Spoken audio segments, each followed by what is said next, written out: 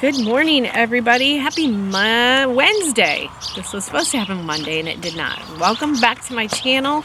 I am in the yard again. I'm hoping I picked a good time of day where it won't be too loud on the road. And I started out this video inside the fence, and I didn't get very far.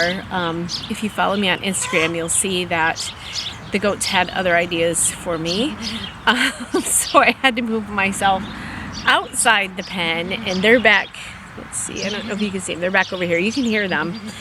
We'll see how far we get in this video without them causing a ruckus, because goats tend to do that. But I had wanted to do this video a few weeks ago, or a couple weeks ago. I had 3 goats that came, 2 that came 3 weeks ago today, and 2 weeks ago today, I don't even remember. It's been a couple weeks. So I got Hyacinth, which she's right there. She's the mama, and I had 2 babies. She had twins, Peppermint Patty and Tootsie Roll, and Tootsie Roll had gotten a parasite, and she was struggling with gaining weight. And so the breeder that I bought her from said, you know, I want to keep her here at my farm until I can get her another 5 pounds on her, and then I'll bring her over. She lives very close to me. It wasn't a big deal. And unfortunately, I got a message last Friday that Tootsie Roll passed away. She never got over what she had. So I was waiting to do this video until I had all 3 of them. And that's not going to happen now. So I'm going to jump into the video. First, let me say I am so thankful for a breeder that is very knowledgeable and wise. She was going to bring Tootsie Roll, and then she messaged me back and she says, you know, I just don't feel right now until I know that she's okay. And I'm so thankful that she went and went that route and said that, because I would have been devastated if I got her, you know, for a couple days or a week, I guess it would have been, and then had her pass away. So when you're looking to buy any animal, but especially like bigger animals, Angora goats and things like that, make sure that the breeder that you're getting them from has lots of knowledge. I've had that in the past where I've gotten rabbits that came from newer rabbitries, and realizing later that they really aren't great fiber animals. I have 3 specifically that I can think of in the past that I got, and they never really were great fiber animals. So it's always wise to get your animals from someone who knows what they're doing and cares about the animals. So I'm going to go through, we'll see if, oh yeah, Peppermint Patty's right here behind my chair. She's one of the kids. So I'm going to do some basic, they may come up here at some point. Like I said, I tried filming in there with them, and it was chaos. They were trying to eat my camera. So, actually, let me see if I can shift. I don't want to move too much. There we go. You can see them a little bit better. They're going to come in and out. But so I'm going to go through some just basic Angora care. A lot of people, when I posted this last week on Instagram, or 2 weeks ago on Instagram, thought they were sheep. They are not sheep. They are Angora goats. They do have horns. In the past, we have had Angora goats, and ours was a mixed bag on horns. We had 1 or 2 with horns and the rest without, so they took them off after they were born. And ours are on, and it's I believe it's part of the breed specifications if you're going to show them and things like that. That's part of the Angora breed specification, which I am digging into deeper. Again, I have not owned Angora goats before, and every animal is just a little bit different. So these are colored Angora goats, and Mama Hyacinth is, her color is, let me see, I gotta put my glasses on, chocolate brown light.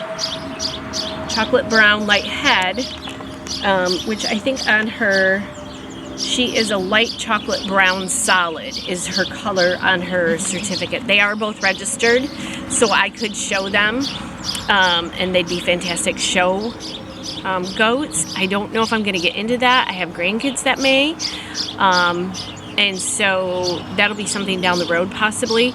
And then Peppermint Patty is considered red in Goat World. That's her pedigree certificate is red. So again, you jump into all the genetics and what is breed specific, and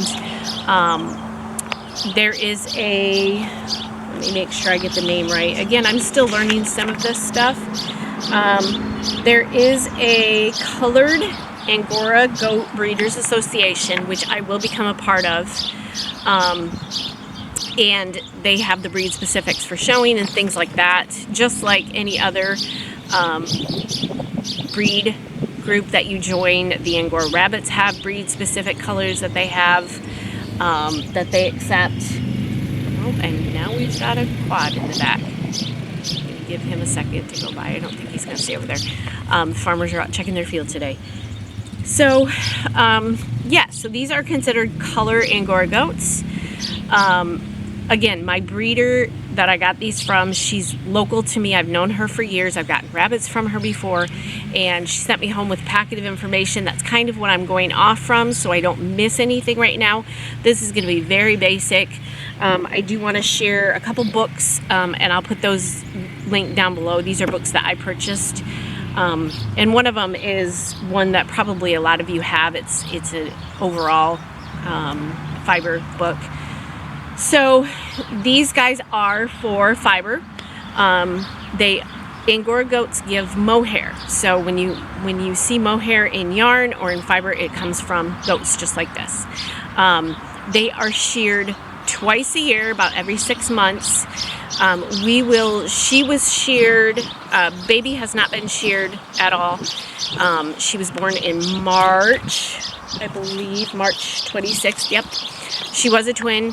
Her mom was also a twin. Hyacinth was a twin. So Hyacinth was sheared after the babies were born a second time because the breeder said that her fiber just wasn't coming back great, so she re-sheared her, and sure enough, that took care of the issue. So she's got some beautiful locks coming in right now. When I finish the video, I will take the camera in and just show you their colors and their fiber and what it looks like. So these guys will be sheared. I do have not a local shearer, but I do have a name of a shearer. We are going to attempt it ourselves. That's always an adventure. We did used to do our Angora goats. They were a little bit smaller, not much though. I kept thinking that Angora goats were going to be much bigger than our Angoras, but I don't think they are. They're comparable. I had a couple of smaller ones because the Angora goats are pygmy Angora cross, and pygmy goats are the little ones. So we will be shearing these ourselves when we get closer to that time. She would have been sheared in April, so it'll be like October-ish when we shear her again. I'll do a whole video then and show you what I have for equipment. I did purchase a new shearer on Prime Day because I had discounts on everything. So I have one already. I have not tried it. The ones I used years ago don't work anymore. I had one that I still kept when we moved. I found it in a box, and I've tried it with the Angora rabbits. It was a small handheld shearer, and it's just not working. So I'm getting rid of those and going to try this new one, and we'll see how it goes. So when I do that video, I'll put all the information for that below. We don't have pasture per se out here where we're at, which she said is actually better when you have hay and feed for them and they're not necessarily relying on the pasture. It does cut down on parasites and things like that, which makes sense. We have this huge pine tree, which I looked up the other day just to refresh my memory. Again, we have not had goats in, I think it's been over 8 years now. to make sure I'm checking everything to make sure that it's not harmful to the goats, which there are a few things that would be. They said pine branches or pine boughs are actually a natural parasite, like a natural dewormer. So we still are giving them the wormer, but that does help, I guess. So that was good to know. I will clip their hooves every month or two. They were just done right before we got them. She had done everything. I don't have to worry about any of that right now. And clipping hooves is fairly easy. Usually my husband will help me hold them, and then you just lift up their paw or their leg, and when we do that, I'll try to get a video of that too, just to show you. It's really simple. You just want to cut it so it's all even on the bottom. Let's see, what else? Talked about that. They get pellets, and they get free minerals, and they get hay, which I can get locally, thankfully. I did get enough to get us probably through the end of the year. And then we don't have a huge barn. You guys have seen my setup. I don't have a big barn where I have a hay loft or anything like that. So I was able to get 25 bales of hay stored in my little barn here. And then from there, I talked to the farmer who is about 8 miles from us, and he has hay year-round most of the time. And so I don't need to worry about that, which was nice to know. So that's what we're feeding them.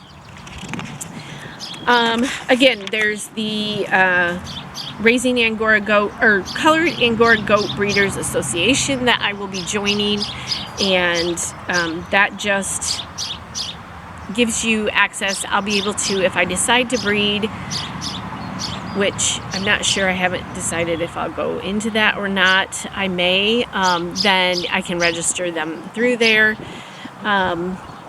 Michigan State, she had made a note here, which is something I'm going to look into actually. They have goat and sheep workshops, and I may do one of those. Michigan State is about a little over an hour away from us here, hour south of us. And so look at your extension office. If you're not sure on certain things, you may be able to take a class somewhere to get information or more knowledge, which is always good when you are raising animals. You never know what's going to happen. We do have a 5-foot fence for them, as you can see here. We have had some minor issues. So these guys come from a herd of about 30, and I brought them in with just 2 of them, and the night after we got them, we had this massive storm come through, and it bothered them, I think. And she did break out of the door we had. We've got that situation solved, and we had a fence issue, which was our fault in hindsight. This is all butted up to my rabbit area, my outdoor colony, which I showed you guys in another video. I'll try to post that here. But there was a short little fence on one little tiny section of that, and she jumped it. And again, in hindsight, that was our fault. I didn't even think about, and it was a double fence for her to get out, and so I didn't even think about it being an issue. And that's another thing with horns. They're able to scratch their backs with them. And she's got tiny little horns. Something I didn't know that the breeder told me also is that their horns are extremely sensitive, which I did not know. And if you don't want to be grabbing Angora goat horns, because you can pull them off. They're sensitive, and they're they're sensitive, and they will break. And so we have a 5-foot fence, and we just yesterday put in a hot wire, one hot wire, just because of the couple of issues we've had. We are on a busy road. I've talked about that before, and I don't want any issues out there. And so the hot wire is not live right now because our little farm store didn't have neither of our stores here that I've checked into. I've got to call one more store today. I need 2 more grounding rods to make this all work. And so they were out. They're supposed to be ordering me some. So we're here the next few days all the time, and so I'm not worried about it, and I've been checking on them. They have seemed to settle down considerably since last week. I think they're getting into the groove that they're here. But again, they did come from a herd of 30, and so I think she's just been lonely to some degree. They are fine when I'm sitting out here with them. Usually we go in and sit with them a few times a day, or if I'm out working in the garden, they seem to be fine. It's when we're not with them that they get upset. And so we did hotwire it, and we will have that up and running here in the next day or two. So I think we've got all the bases covered for fencing. You do not have to have, so we have the shed, which I'll show you. You guys have seen it, but I'll show you it again. They really only need like a run-in structure or lean-to type structure with 3 sides. That's all they've ever had. This has doors that we were shutting them in the first couple nights, and the breeder said that may have bothered them also. So we have just been leaving them open. Fortunately, our bedroom window is directly across from here, and so we can hear anything going on during the night, and we're able to, I've just been leaving the doors open, and they're fine. They go inside, they lay down, and they do their thing now. So I think it's just been an adjustment period here the last couple weeks. I do need to get a veterinarian. I need to get hooked up with one. We do have one for the dogs, and she gave me the name of a really good local one that has lots of goat knowledge, so I need to contact her and get connected with her in case I run into any troubles, which is always bound to happen. So that's another thing you'll want to have, is a veterinarian that knows about goats and things like that. Okay, had to change out the battery. I'm just a bad YouTuber today. So books. I did order the one that she recommended, which is Raising Angora Goats for Beautiful Mohair by Sharon Chestnut. I will put the link below, but at the time I ordered, it was the last one they had. You can get it on Kindle though, so that might be an option, or find it somewhere else. So I have that one coming, and then the book that I have that I think is like one of those books that all fibery people should have is this one, and it is off Amazon. I'll put the link below. It's the Fleece and Fiber Source book, and this is a big book, and this has just about everything in it, and it goes through the history, where they're from, the different classes for mohair, and how they grade them, look at them. It has the micron counts, and there's a chart for that, which micron counts, for those of you who don't know, are the diameter of each sorry, they're distracting me. Diameter of the strand of the fiber. And so that's how they measure fiber. It has the different mohair types, and gives you some pictures and things like that of the locks. And it gives you just a basic mohair facts. I'm just going to poke through a couple of these for you. Again, I already mentioned shearing twice a year. Each shearing, the yield on that, for kids, it's about 1.5 to 3.5 pounds. For young does, it's 3.5 to 7 pounds. For young bucks, it's 12.5 to 15 pounds. Adult does are 4 to 8.5 pounds, and bucks are 10 to 25 pounds. So that kind of gives you an idea of the size difference between the adult does and bucks. Also, it's almost, depending on the goat, it's going to be almost double the amount from a buck to a doe. So that's a lot of fiber, though, when you're thinking about like 8 pounds for an adult doe, which she is considered, Hyacinth is. So the staple length can be anywhere from 3 inches to 4 to 6 inches. The 3 inches is more the younger ones, and then 4 to 6 for the adults. So you're getting a nice stable length on this. So the fiber diameters, that was the word I was looking for, the micron count, is typically 24 microns for kids and up to 39 for adults. And some kids are as fine as 20. So the lower the number, the finer the fiber, the more beautiful the fiber. And then it gets coarser as you get higher. Our alpacas it was in the 20s for micron count for adult alpacas, which was amazing. They had amazing fiber. So you can dye it. It takes dye great. And yeah, I think this book gives you some uses of your fiber, and again, dyeing it. It can be prepared either by hand or machine carding, which I have both.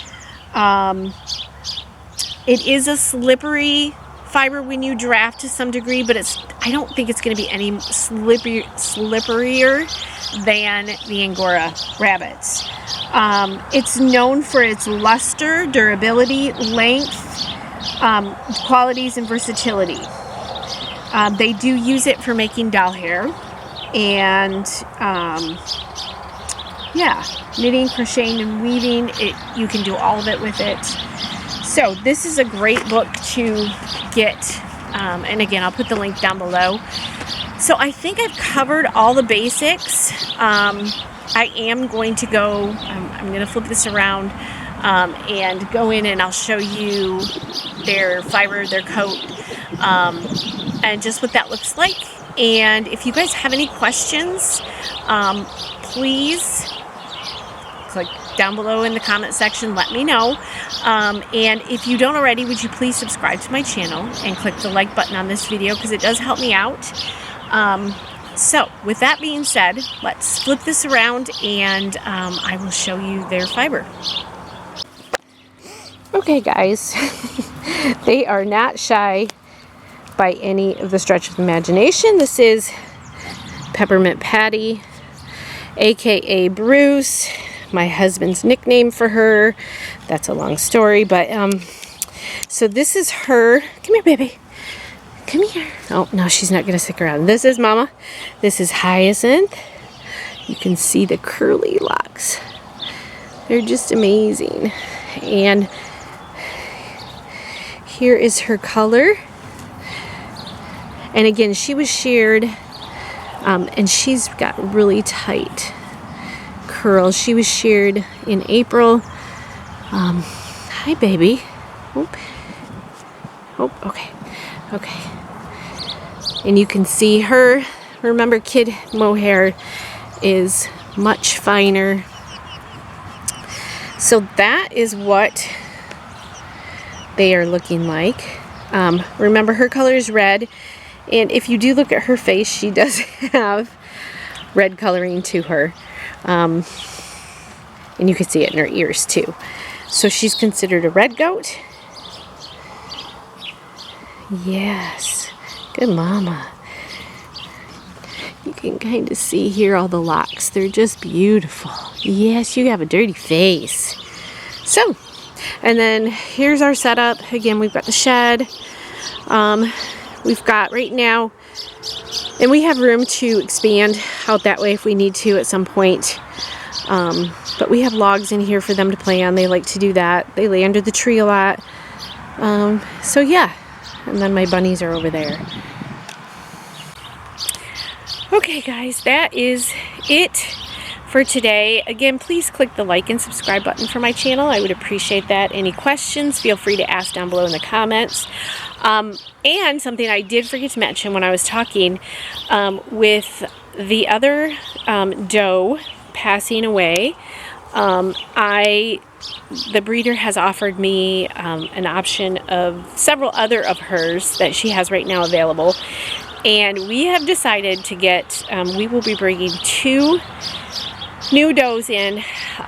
They will be ready mid-August. They're a little bit younger, and they are black colored ones. So we're going to add some colors to this. So there are 2 coming mid-August, and so stay tuned for that. There'll be lots of antics, I'm sure. So I hope you guys have a fantastic day, and I hope you're creating something. Bye. Bye.